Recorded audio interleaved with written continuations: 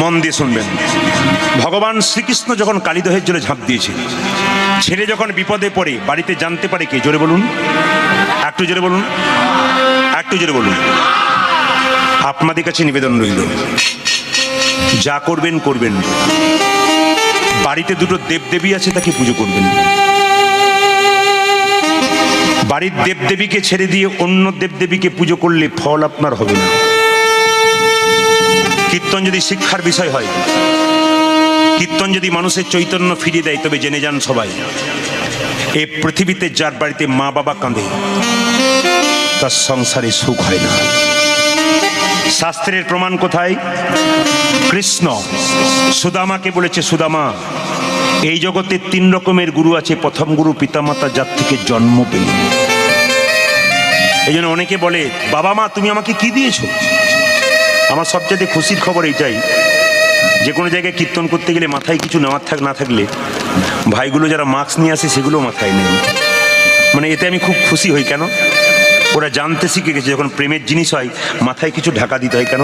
নিতে হয়, নিতে হয়। একটু বলি, সবচাইতে পৃথিবীতে বড় হচ্ছে বাবা মা, তারপর কেউ নাই। কিন্তু সবচাইতে দুঃখের ব্যাপার, এত হরিবাসর করছেন, এত লোককে খাওয়াচ্ছেন, এক জায়গাতেই ফাঁক থেকে যাচ্ছে। আসল দেবদেবী দুটো পুজো পাচ্ছে না। যার সংসারে মা কাঁদে তার জগতে আর সুখ থাকে না।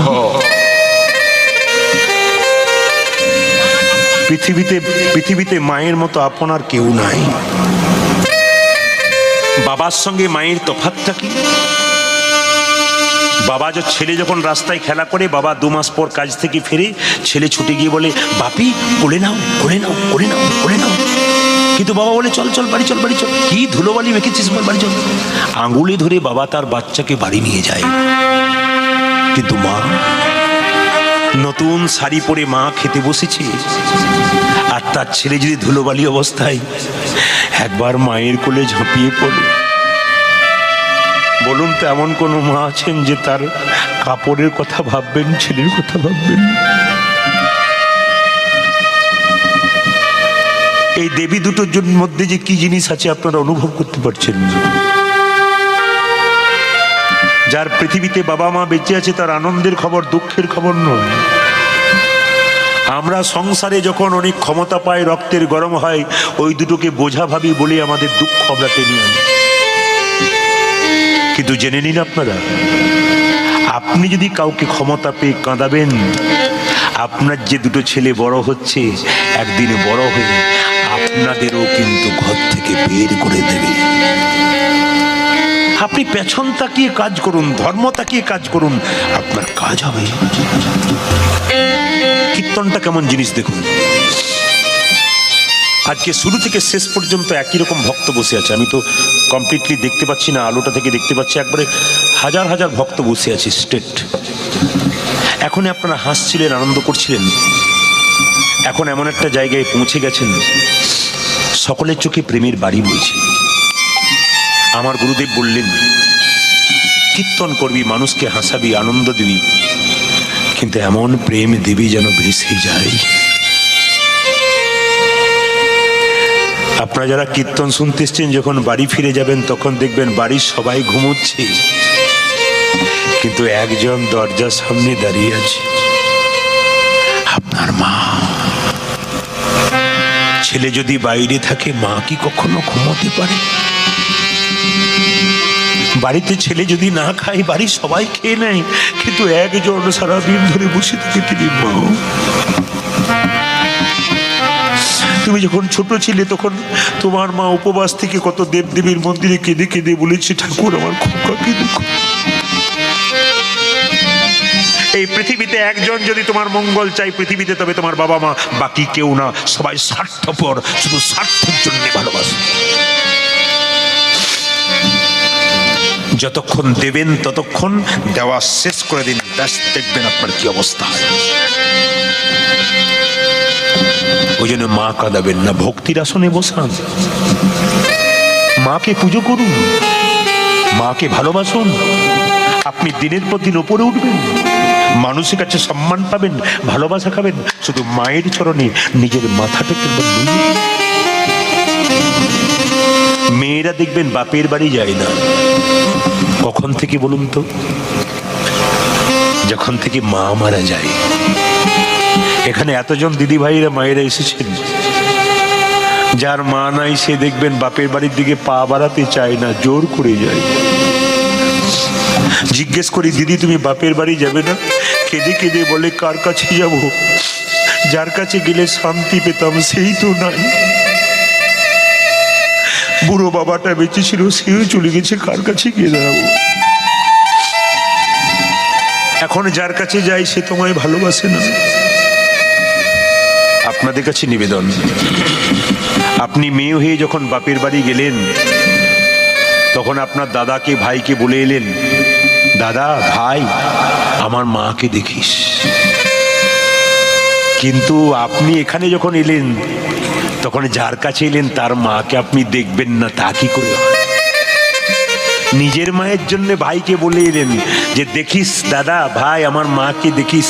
ওই আপনি যার ঘরে এলেন তার ঘরে বৃদ্ধা বুড়ি আছে, ওই একবার তো বিবেচনা করলেন না যে এই মাকে আমার দেখা কর্তব্য? ধর্ম কোথায় থাকবে, কর্ম কোথায় থাকবে? কীর্তন শুনে কি লাভ আছে যদি আসল জায়গাটাতে ফাঁক রেখে দিলেন?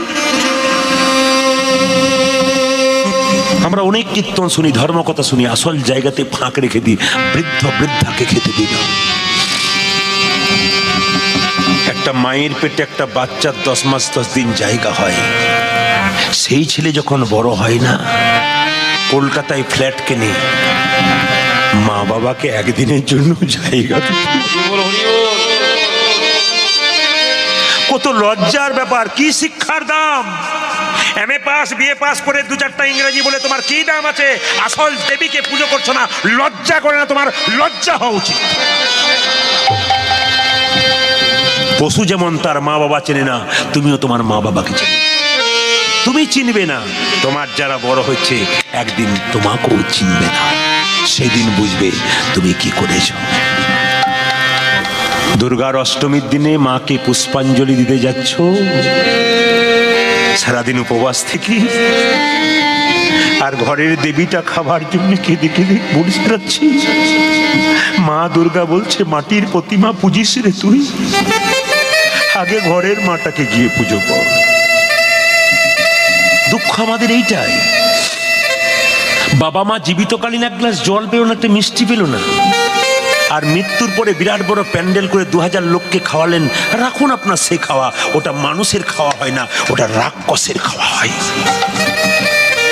আর মা কাকে বলে একটু বলে যাই।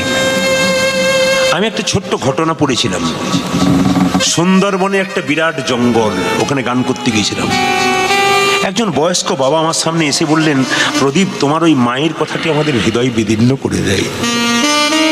তো তুমি যখন মায়ের কথা অনেক বলো, আমার কাছ থেকে একটা জীবন্ত মায়ের কাহিনী শুনবে? প্রণাম করলাম বয়স্ককে, বললাম বলুন। উনি বলছে, সুন্দরবনের ঘটনা। স্কুলের শিক্ষক, তার মা কষ্ট করে লোকের দরজায় খেটে খেটে ছেলেকে বড় করল। ছেলে যখন চাকরি পেল, বাজারে দাম বেড়ে গেল, বড় বড় চাকরিওয়ালা মেয়ের বাবা এসে বলল, কত টাকা চাই, ছেলেকে কিনবে। বুড়িমা বুঝতে পারল না, বিক্রি করে দিল ছেলেকে, বুঝতেই পারল না। নতুন বউ এসে তার স্বামীকে প্রশ্ন করে, তুমি কাকে চাও, তোমার মাকে না আমাকে? বাধ্য হয়ে ছেলেটি বলে উঠল, আমি তোমাকেই চাই, দূর করে দাও তোমার মাকে। বারবার প্রতিদিন ঝগড়া হয়। একদিন অন্ধকারে প্রচন্ড মেঘ এসেছে, আর সেই সময় স্কুল শিক্ষক কি করেছে দেখুন, মাথায় করে একটা ডালাতে করে তার বৃদ্ধা মাকে নিয়ে যাচ্ছে জঙ্গলে ফেলবে বলে। যখন যাচ্ছে বৃদ্ধা মা, তখন কেঁদে কেঁদে বলছে, খোকন কি, আমি জানি তুই আমায় কোথায় নিয়ে চললি, তুই আমাকে জঙ্গলে বাঘের মুখে ফেলতে চললি, আমি জানি। কিন্তু খোকা, এতে যদি তুই সুখী থাকিস তবে আমি তাতেই সুখী। মাটাকে যখন জঙ্গলে ঝোপের মধ্যে বসিয়ে রেখে দিল, ছেলে যখন এক প্যাক পরে এগিয়ে যাচ্ছে, আকাশে প্রচন্ড মেঘ করেছে, মা তখন কেঁদে কেঁদে বলছে, খোকা কি পশ্চিম আকাশে মেঘ করেছে বাবা, বৃষ্টি নামবার আগে তুই যেন বাড়ি ফিরে যাস। নিবেদন আমাদের কাছে, মা শ্মশান ঘাটে পড়ে থাকে মৃতদেহ অবস্থায়, তবু মায়ের মনটা ছেলের কাছেই পড়ে থাকে। আজকে কীর্তন শোনার পর এখানে প্রতিজ্ঞা করে যান আপনারা, যদি এমন ছেলে আপনারা কেউ থাকেন যে নিজের মা বাবাকে খেতে না দেন, প্রতিজ্ঞা করে যান এখানে, আমি যদি শাক ভাত খাই আমার মাকেও একটু শাক ভাত। হরি বল। যারা জোন খেটে খায় আমাদের এলাকাতে, বিরাট শিক্ষিত লোক, মা বাবাকে বৃদ্ধাশ্রমে পৌঁছে দেয়, অবাক হয়ে যায় আমি দেখি আমাদের পাশের বাড়িতে জোন খেটে খায়, ও একটু শাক ভাত খায়, ওর মা বাবাকে একটু শাক ভাত দেয়। ওর পড়াশুনো নাই, ওর পড়াশুনো আছে, মুখস্থ বিদ্যার কম দাম আছে যদি তার বিবেকে বুদ্ধি না। শিক্ষিত ছেলে মাকে রাখতে পারলো না, নিয়ে এলো। কোথায় নিয়ে এলো জানেন? বাড়িতে নিয়ে এলো, একটা গাছের নিচে ছোট্ট কুটির করে মাকে রেখে দিল। এই স্কুল শিক্ষক একটা বাচ্চা হলো, তার স্ত্রী। বাচ্চাটা যখন হয়েছে, ঠাকুমাদের খুব ইচ্ছা হয় বাচ্চাকে কোলে নিতে। বুড়িমা গাছতলায় থাকে, আর মাঝে মাঝে যখন বৌমা স্নান করতে যায় তখন ওই জানলা থেকে বলে, দাদু ভাই দাদু ভাই তোকে আমার কোলে নিতে খুব ইচ্ছা করেনি, তুই যে আমার সব, কিন্তু কি করবো তোকে যে কোলে নিতে পারি না। যখন তার বৌমা আসে আবার পালিয়ে যায়। একদিন এক সাধু বাবা রাস্তা দিয়ে পেরিয়ে যাচ্ছে, বুড়িমাকে জিজ্ঞেস করছে, বুড়িমা তুমি কাঁদো কেন? আমার ছেলে হারিয়ে গেছে। কোথায়? ওই দেখো। কে কেড়েছে? নতুন বউ। সাধু বাবা বলল, যদি আমাকে তুমি অনুমতি দাও তোমার ছেলেকে তোমার কাছে ফিরিয়ে দিতে পারি।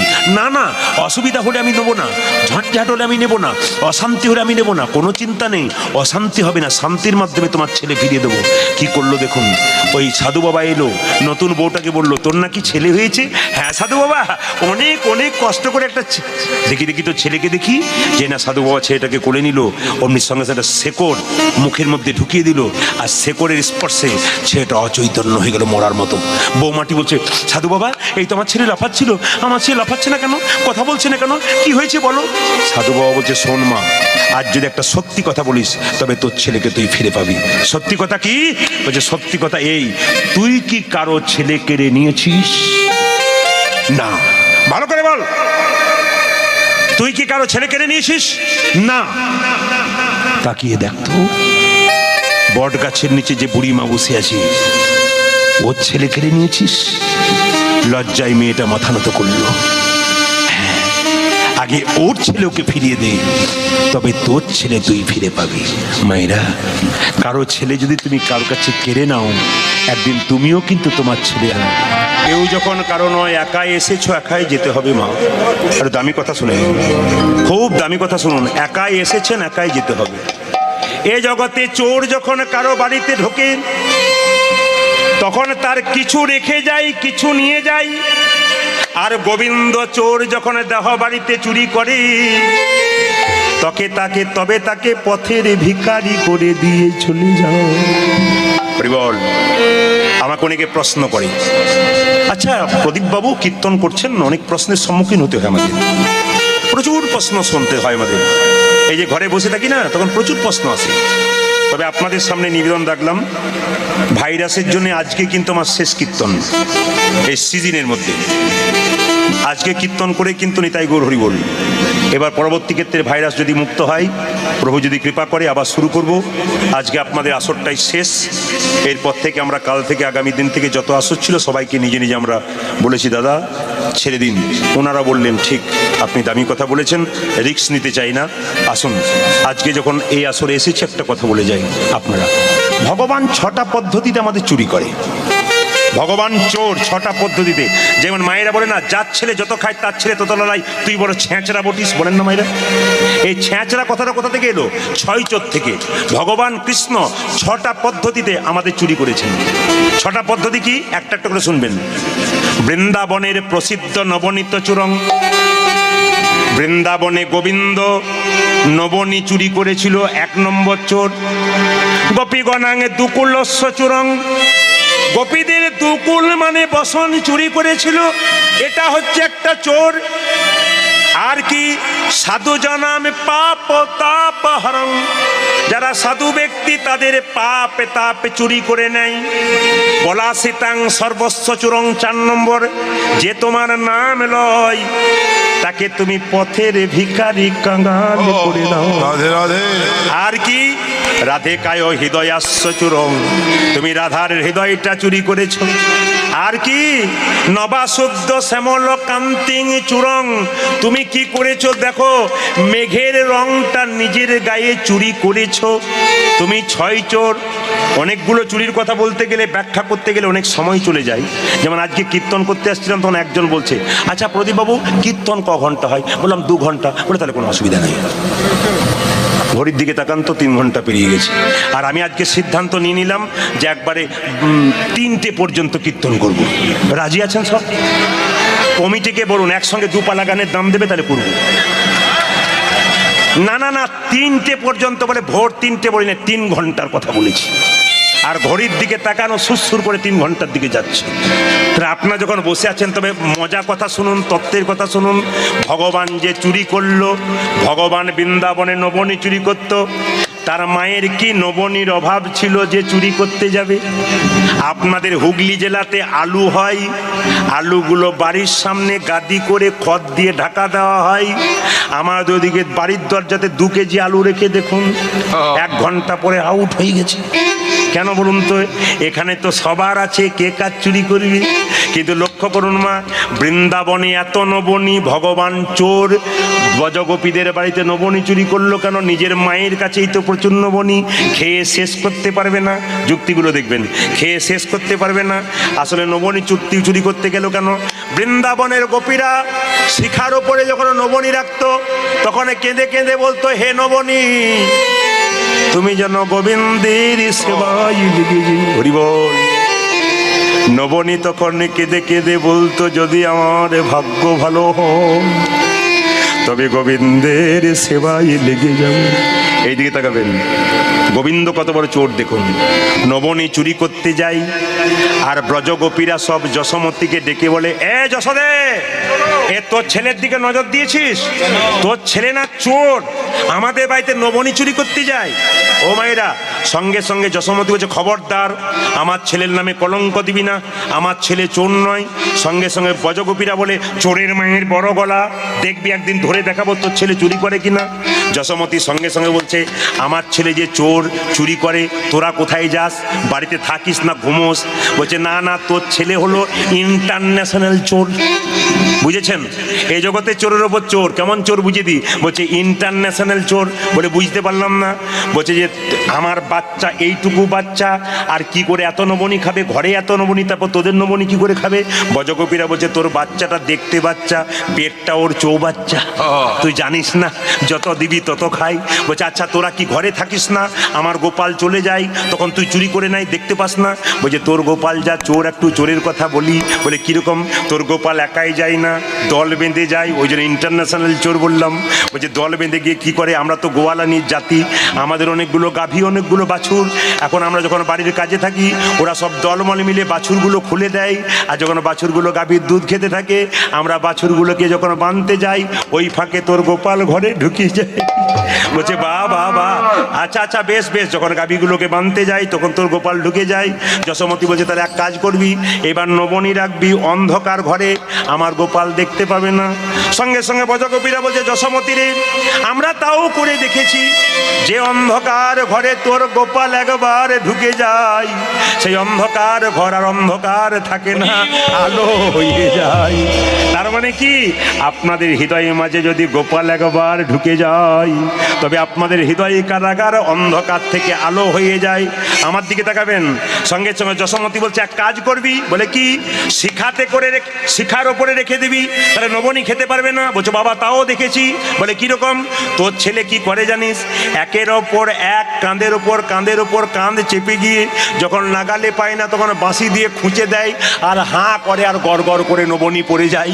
বলছে বাবা আমার ছেলে এত চালাক। বলছে এক কাজ করবি, এবার নবনী রাখবি না, ফাঁকা হাঁড়ি রেখে দিবি। বলছে সেটাতে আরো বিপদে পড়েছি। বলে কিরকম? একদিন ফাঁকা হাঁড়ি রেখে দিয়েছিলাম, যখন নামাতে যাচ্ছি দেখছি হাঁড়ি ফাঁকা নাই, এক হাঁড়ি জল। বলছে বুঝতে পারলাম না। বলছে তোর গোপাল হিচি করে দিয়ে চলে গেছে। বলছে বাবা রে আমার গোপাল এত দুষ্ট। বলে হ্যাঁ। বলছে তাহলে এক কাজ করবি, দেখাতে পারবি আমার গোপালকে ধরে? বলছে হ্যাঁ দেখাবো। মায়েরা, গোপীদের মধ্যে একজন শিক্ষিতা গোপী ছিল, সে পড়াশুনো জানা। ও মেয়েদেরকে বলছে এই তোরা তো কোনদিন ধরতে পারলি না, আমি গোপালকে ধরে ছাড়বো। এখন কি করেছে দেখুন মায়েরা, যে শিক্ষিতা গোপী সে কি করেছে না, ওই হাঁড়িটার ওপরে একটা ঘন্টা বেঁধে দিয়েছে। ঘন্টাটা কেন বেঁধেছে? নবনী যখন নিতে যাবে ঘন্টাটা বেজে যাবে আর গোপালকে ধরে বজগোপীরা মায়ের কাছে নিয়ে যাবে। গোবিন্দ কত চালাক দেখুন। আজকে নবনী চুরি করতে চেপেছে, এর কাঁধে ওর কাঁধে দেখছে ঘন্টা বাঁধা আছে। ঘন্টাকে সঙ্গে সঙ্গে বলছে এই ঘন্টা, তোকে এখানে আসতে কে বলেছে? ঘন্টা চুপচাপ বসে আছে। বলে ঘন্টা তুই বাজবি না। দেখুন ভগবানের ঘন্টা তো ভক্ত, কেমন দৃশ্যটা দেখুন। এই ঘন্টা তুই বাজবি না। বলছে না বাজবো না। বাজলে তোর একদিন কি আমার একদিন? বলে না বাজবো না। ঘন্টা বলছে আমি এখন বাজবো না, বাজার জায়গাতে ঠিক বেজে দেবো, অসুবিধা নাই। ঘন্টা খুব ভক্ত কিন্তু। এখন লক্ষ্য করুন, যেই না গোবিন্দ নবনীর মধ্যে হাঁড়ির মধ্যে যখন হাতটা ঢোকাতে যাচ্ছে, ঘন্টা বাজবি না, না বাজলো না। হাঁড়ি থেকে নবনীটা হাত দিয়েছে, ঘন্টা বাজবি না, না বাজবো না। যখন হাঁড়ি থেকে নবনীটা তুলেছে, ঘন্টা বাজবি না, না বাজবো না। যেই না মুখে দিয়েছে অমনি ঘন্টা ঢং ঢং করে বেজে গেছে। তুই বাজিলি কেন? হে গোবিন্দ, মন্দিরে তুমি পাথরের মূর্তিতে থাকো, তখন ব্রাহ্মণ যখন তোমায় ভোগ দেয় তখন আমি ঘন্টা বেজেই উঠি। আজকে জীবন্ত ভগবান যখন ভোগ খাচ্ছে, আমি না বেজে কি থাকতে পারি? দেখুন গোবিন্দ কত চালাক দেখুন। যশোমতী বজগোপী, শিক্ষিত বজগোপী ধরেছে গোপালকে। আর যেই না ধরেছে, মায়েরা আসলে আপনাদের এখানে নিয়মটা নাই, বৃন্দাবনে যদি যান তাহলে এখনো নিয়ম আছে। বৃন্দাবনের মেয়েরা বজগোপীরা ওরা মাথার কাপড়টা কেমন করে নেয়, এইদিকে দেখান, মাথার কাপড়টা এইরকম নেয়। তার মানে ওরা কেমন মাথায় কাপড় নেয়? ওরা সাইডে কে আছে দেখতে পায় না, সাইডে কে আছে দেখতে পায় না। আপনাদের জন্য একটু বলি, আপনার মাথার কাপড় নিয়েছেন, দেখতে খুব ভালো লাগছে। যে মাথার কাপড় নেয় না তাকে সভ্য মেয়ে বলে না অসভ্য মেয়ে বলে? জোরে বলুন। ওরা বলছে না লজ্জায়, বলে আমরাই নিই নাই তো বলবো কি করে দাদা। এইদিকে মাথায় যে কাপড় নেই সে সভ্য মেয়ে। এই কাপড়টার নাম কি? লজ্জা। এই দেখুন, যে বাচ্চার মা মাথায় কাপড় নেয় না, লোককে গাল দেয় রাস্তায়, ছেলেটা লোকে বলে তোর মায়েরই লজ্জা নেই, তোর লজ্জা থাকবে কি? এইদিকে তাকান, মাথার কাপড়টার নাম সভ্যতা। সভ্য মেয়েরা মাথায় কাপড় নেই। আমার মায়ের মা বেঁচে ছিল 95 বছর বয়স, মাথার কাপড় এখানে। আমার মা বেঁচে আছেন 70 বছর বয়স, মাথার কাপড় এখানে। আমার কাকিমা বেঁচে আছেন 65। সত্যি সত্যি খোপা মানে বাম্পার পর্যন্ত এলো। এখন যারা বাড়িতে এসছে বাম্পার টাম্পার নাই, হাইওয়ে রোড হয়ে গেল। লক্ষ্য করুন ও মায়েরা, এখন আগে দেখবেন ভাসুর দেখলে মেয়েরা কি নিত? জোরে বলুন, গম গম করছে মাইকটা। ভাসুর দেখলে কি নিত? আগে দেখবেন মায়েরা ভাসুর দেখলে পর্দা নিত। এখন পর্দা নেয় না কেন? ভাসুর যেদিন থেকে হলো বর্দা, সেদিন থেকে সরে গেল পর্দা। আর পর্দা আছে? রাধা রানী কি, শ্যাম সুন্দর কি, মদন মোহন কি, একবার রাখবো কি, এবার রাখবো কি? দেখুন টাইমের দিকে তাকান। আচ্ছা বেশ বেশ, ওই জায়গাটা তো কমপ্লিট হয়নি। এই দিয়ে তাকান, এই দিয়ে তাকান কি বলছে মায়েরা। বজগোপী কি করেছে? বজগোপীরা কেমন মাথায় কাপড় নেয়? আমার দিকে তাকান। বজগোপীরা এরকম করে মাথায় কাপড় নেয়, সাইডে কে আছে দেখতে পায় না। আমার দিকে তাকান। গোবিন্দকে এক হাতে ধরেছে, গোবিন্দকে এক হাতে ধরেছে। আর গোবিন্দের পেছন পেছন ওই বজগোপীর গোবিন্দের সাইজের একটা দেওয়ার ওর পেছন পেছন আসছে। এখন গোবিন্দ কত চালাক দেখুন। গোবিন্দকে যখন টেনে এসেছে, চল তোকে দেখাচ্ছি, চল তোকে দেখাচ্ছি। ও তো সাইডটা দেখতে পাচ্ছে না, গোবিন্দ তখন বলছে মাসি, মাসি কি হাতে ব্যথা করছে, হাতটা একবার চেঞ্জ করবো। বলে এদিকে আয়। এখন কি করেছে, হাতটা চেঞ্জ করবো বলে যখন অন্য হাত দিতে যাবে, ভগবান শ্রীকৃষ্ণ বজগোপীর দেওয়ারটার হাতটা ধরিয়ে দিয়েছে। এখন ভগবান তো ছুটে গিয়ে মা যশোদার কাছে লাফিয়ে পড়েছে। মা বলে কি, আমি সুসাইড করব। বলে কেন? ওই দেখো তোমার বারে বারে বলে আমি নাকি চোর, তাকিয়ে দেখো কাকে ধরেছে। বজগোপী ভাবছে গোবিন্দকে ধরেছে, কিন্তু বজগোপী কাকে ধরেছে না, বজগোপীর দেওয়ারকে ধরতে ধরতে আনছে, টানতে টানতে, চল তোকে দেখাচ্ছি মজা। যশোমতির পেছনে গোপাল তখন বসে আছে। যশোমতি বলছে কাকে এনেছিস? তো বজগোপী বলছে আগে ভালো করে দেখ কাকে, তুই চিনতে পারছিস তোর ছেলেকে এনেছি। বলছে ভালো করে তাকিয়ে দেখ তুই কাকে এনেছিস। দেখছে না না কৃষ্ণ নয়, ও দেওর। বলছে দেওর তুই কবে থেকে কৃষ্ণ হলি? সঙ্গে সঙ্গে কৃষ্ণ বলছে এইবার থেকে আমাকে ধরলে না তোমার স্বামীর হাত ধরিয়ে ছেড়ে দেবো। নিবেদন আপনাদের কাছে, ভগবান এত বড় চোর, তার থেকে আর চিন্তার কোনো কারণ নেই। ভগবান শ্রীকৃষ্ণ লক্ষ্য করুন, কালিয়নাগকে দমন করবে বলে চললো কোথায়? মায়েরা চললো কোথায়? চললো কোথায়? কালিয়নাগকে দমন করবার জন্য। আপনারা বৃন্দাবনে গেলে দেখবেন কদম্ব গাছটা এখনো বেঁচে আছে। কেন বেঁচে আছে? ভগবান শ্রীকৃষ্ণ তার চরণ স্পর্শ করেছিল, বেঁচে আছে। আর একটা কারণে বেঁচে আছে, কেন না স্বর্গ থেকে অমৃত এনে স্পর্শ করেছিল, যেন অমর হয়ে আছে। ভগবান শ্রীকৃষ্ণ বৃন্দাবনে লীলা করেছিল, তার প্রমাণস্বরূপ এখনো গাছটা আছে। তবে আপনারা যখন এতক্ষণ ধরে কীর্তন শুনলেন, তখন একটু উত্তর দিতে হবে। জোরে বলবেন, সংসারে ভগবানকে পাওয়া যায় না সংসারে বাইরে পাওয়া যায়? জোরে বলুন না, একটু জোরে বলবেন। সংসারে ভগবানকে পাওয়া যায়, সংসারে বাইরে পাওয়া যায়? সংসারে ভেতরে পাওয়া যায়। একটু তত্ত্ব বলে দিই আপনাদের। ঘর বাড়ি ত্যাগ করে বলে কৃষ্ণ হরে হরে, তুং দিয়ে যাই বৃন্দাবন। বাড়ি ছেড়ে তো চলে গেছে, ঘর যে তার মনে আছে, এই ত্যাগে পাওয়া যায় না শ্রীনন্দের নন্দন। আপনি ঘর সংসার ত্যাগ করে গেলেন, মাঝ রাস্তায় মনে পড়ে গেল ছেলেটার চাকরি হয় নাই, মেয়েটার বিয়ে হয় নাই, এরকম পিছু চিন্তা থাকলে গোবিন্দ চরণ পাবেন না। পাবে কে? এইদিকে জনক ঋষি রাজা যিনি পূর্ণত্যাগী ছিলেন, তিনি কোনদিন সংসার ত্যাগ করেন নাই। সোনার পুরীতে বসে থাকতো, মনকে সে যে গোলকে রাখতো। এই রকম যদি ত্যাগী হওয়া যায়, তবে কৃষ্ণের চরণ পাওয়া যায়। জনক ঋষি কত বড় রাজা, সোনার পুরীতে বসে থাকে, কিন্তু মন রাখে গোবিন্দ চরণে। আপনাদের 2 ভরি 4 ভরি সোনা হলে কত অহংকার হয়, কিন্তু যিনি জনক রাজা তিনি কোথায় বসছিলেন? সোনার পুরীতে মন রেখেছেন গোবিন্দের চরণে। আর বলে রাখি, পাকাল মাছ পাকে থাকে, তুলে দেখো পাকাল মাছকে। বড় হয়েছে সে পাক খেয়ে, কিন্তু পাকাল মাছের গায়ে কোনো পাকের দাগ লাগে নাই। একটা 5 কেজি 10 কেজি পাকাল মাছ পাক খেয়ে বড় হলো, কিন্তু শরীরে কোনো পাকের দাগ লাগে নাই। যারা ভক্ত পাকাল মাছ হরিকথা কৃষ্ণ কথা বলে, পাকের মধ্যে দুঃখ পাকে ডুবে থাকে, সদা আনন্দময় থাকে। পদ্ম পাতা জলে ভাসে, যখনই বর্ষা আসে, বর্ষার জল লাগে পদ্ম পাতার গায়ে। তুলে দেখো পাতাখানা, পদ্মের গায়ে দাগ লাগে না। এই রকমে যদি ত্যাগী হওয়া যায়, তবে ভগবান কৃষ্ণের চরণ পাওয়া যায়। এই দেখুন, একজন আমাকে বলছে প্রদীপ বাবু কিছু মনে করবেন না, মানে ঘরে বসেই ভগবানকে পাওয়া যায়, কিন্তু ঘরের বাইরে পাওয়া যায় না। একজন কাশীধামে কে থাকে বলুন তো? কাশীধামে কে থাকে? বাবা বিশ্বনাথ। তো একজন কাশীধাম গেছে বেড়াতে। তো বেড়াতে বেড়াতে ও কাশীধামে বাবা বিশ্বনাথকে দর্শন না করে ও শ্মশানের দিকে চলে গেছে। দেখছে প্রচুর মরা পড়ছে, হরে কৃষ্ণ, প্রচুর মরা পড়ছে। জিজ্ঞেস করছে পাটুনিদেরকে, ভাই এখানে প্রতিদিন, বলছে এখানে মরা পোড়াতে গেলে কাঠ কোথা থেকে কিনতে হয়? বলে দেশ বিদেশ থেকে কাঠ আসে। কাঠের দাম কত? এখানে মরা পোড়াতে গেলে চড়া দামে কাঠ কিনতে হয়। সঙ্গে সঙ্গে লোকটা বলছে, যদি আমি কাঠ সাপ্লাই আরম্ভ করি? পাটুনি বললো কোনো অসুবিধা নাই, কাঠ সাপ্লাই করো। ও বাবা বিশ্বনাথ মন্দিরে গেল, বাবাকে দর্শন করতে লাগলো না, ও কাঠ সাপ্লাই কাজে লেগে গেল। তাহলে ওর কাজ হবে?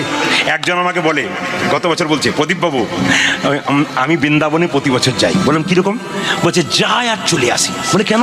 কার্তিক মাসের দিকে যাই। আপনি তো জানেন কার্তিক মাস মানে দামোদর মাস, ওখানে কম্বল দেয়, টাকা দেয়, পয়সা দেয়, জিনিস দেয়, যাই আর ঘরে এনে আবার পালিয়ে যাই। বললাম তাহলে আপনি রাধারানীকে দর্শন করেন না? রাধারানীকে কে দেখতে? আমি তো কম্বলের জন্য যাই। তাই নিবেদন আপনাদের কাছে, আপনার মন যদি ওখানে থাকে তাহলে ভগবানকে পাবেন, কোনো মতেই ভগবানকে পাবেন না। লক্ষ্য করুন মায়েরা, ভগবানকে কীরকম পাবেন একটু যুক্তি দেখিয়ে দিই। মায়েদের ভগবান ভজনা কেমন? চিঁড়ে আউলির চিঁড়ে ভানার মতো। রামকৃষ্ণদেব বলল, আর একটা কথা বলেছে, এইদিকে তাকান, আগেকার মায়েদের 3টে 4টা করে বাচ্চা হতো, এখন তো 2.5 জনের সংসার। নাকি না কি বলছেন? এখন তার আয়োজনের সংসার, আগে 3টে 4টা করে বাচ্চা হতো, মা কাজ করবে বলে বাচ্চা যাতে না কাঁদে তার জন্য কি করতো, কোনো বাচ্চাকে ওই একটা কি চুষি দিয়ে দিত, কোনো বাচ্চার হাতে একটা লজেন্স দিয়ে দিত, কাউকে বিস্কুট দিত, কাউকে খেলনা দিত, ছেলেগুলো ওগুলো ভুলে থাকতো, মা ফাঁকে ফাঁকে কাজ করে নিত। কিন্তু ওর মধ্যে যে ছেলেটা একবার মা বলে কাঁদতো, মা ছুটে গিয়ে তাকেই কোলে নিত। ভগবান কৃষ্ণ আমাদের মায়ের মতো, বাবার মতো।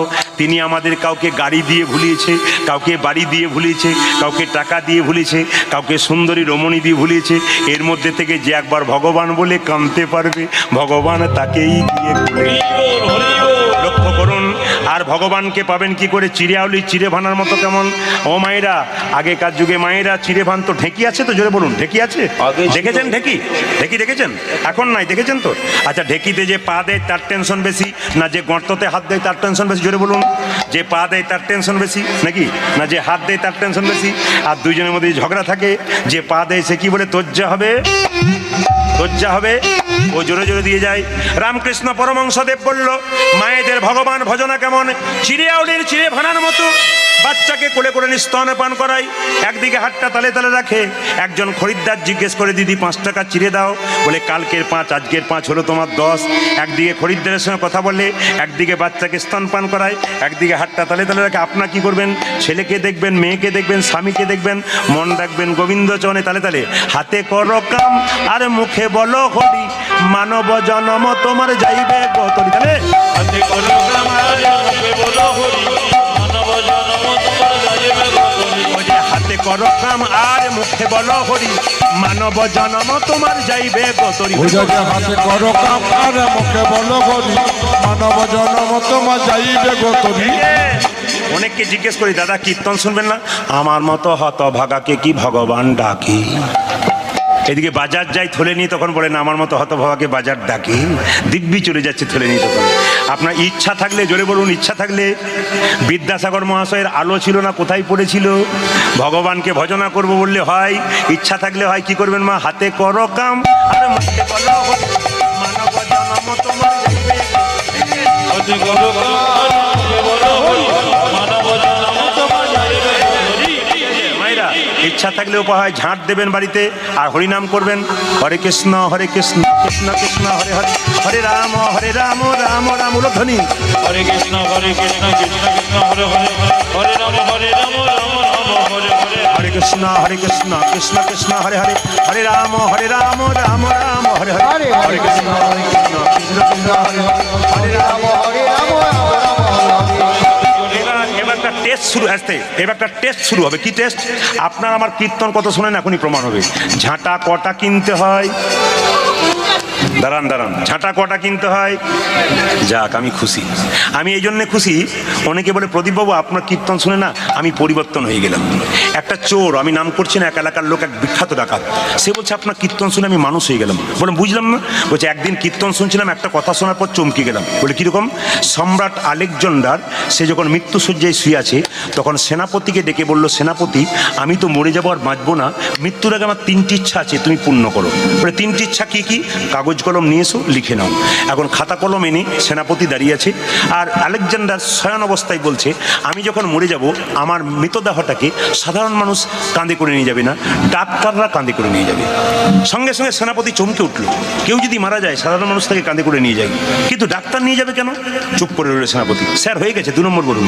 2 নম্বর হচ্ছে, আমি যখন মরে যাব, লোকে মারা যায় চিত হয়ে শুয়ে থাকে, তাকে বেঁধে দেয় খড়ের দড়ি দিয়ে, খড়ের দড়ি দিয়ে, ছেঁড়া তালাই দিয়ে। কিন্তু আমি যখন মরে যাব আমাকে এইরকম করে নিয়ে যাবে, আমাকে বাঁশের দোলাই দোলাতে এরকম করে নিয়ে যাবে, এরকম করে।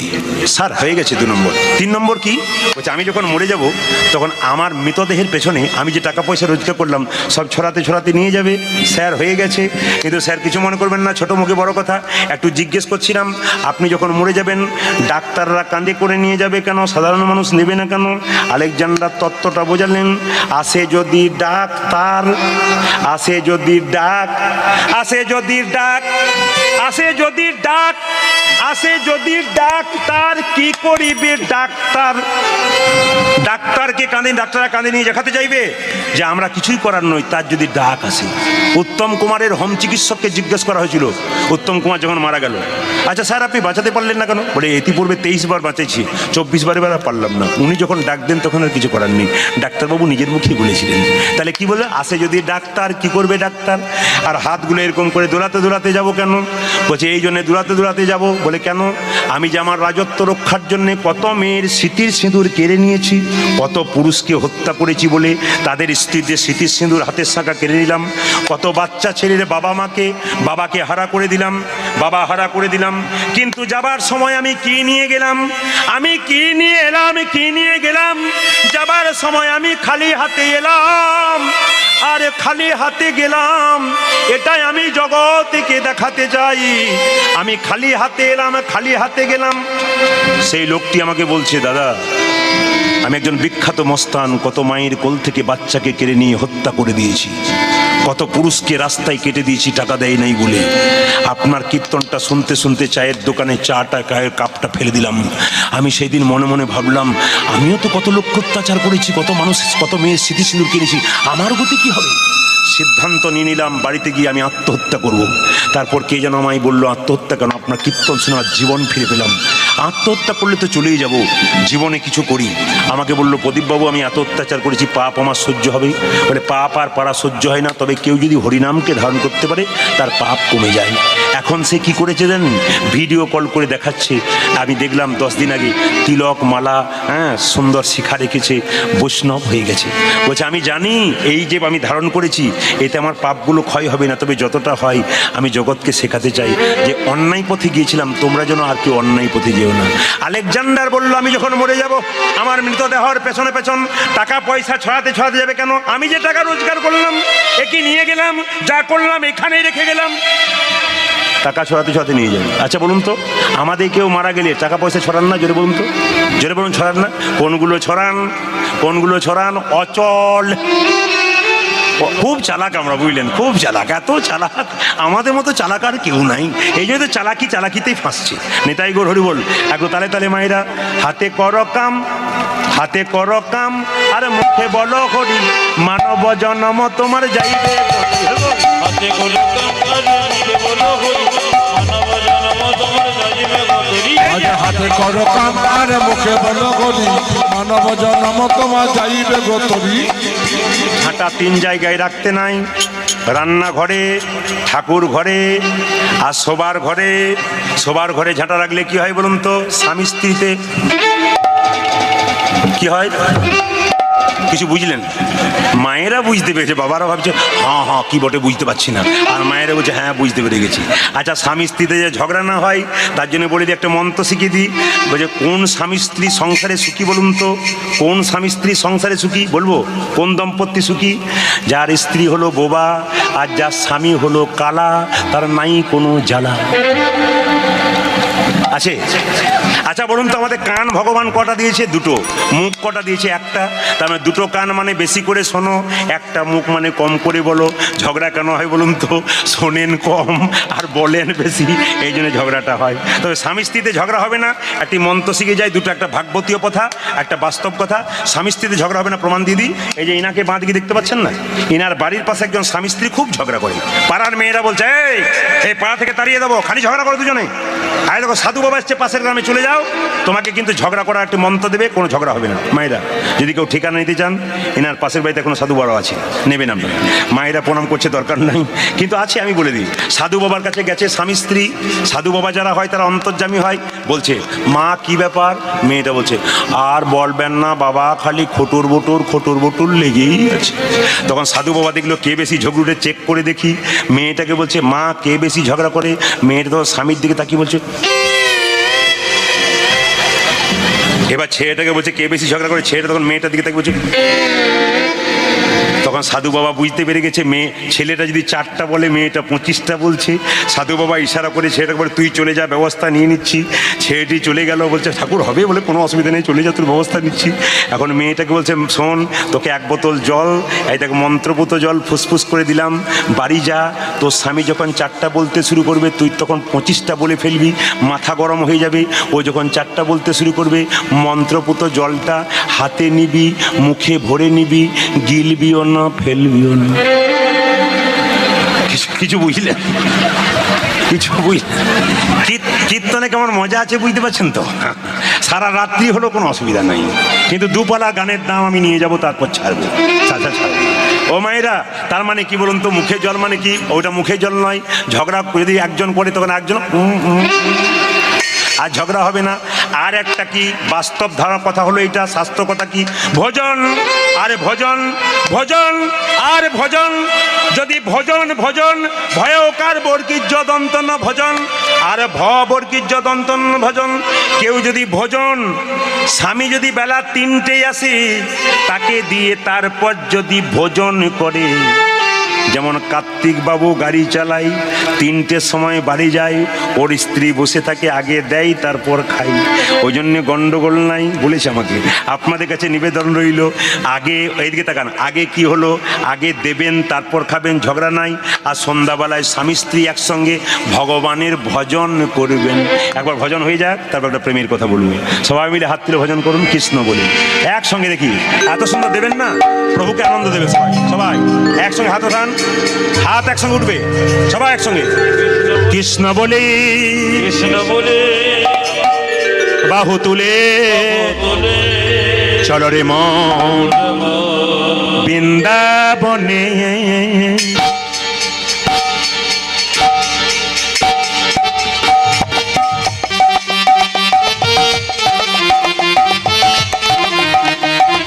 ধ্বনি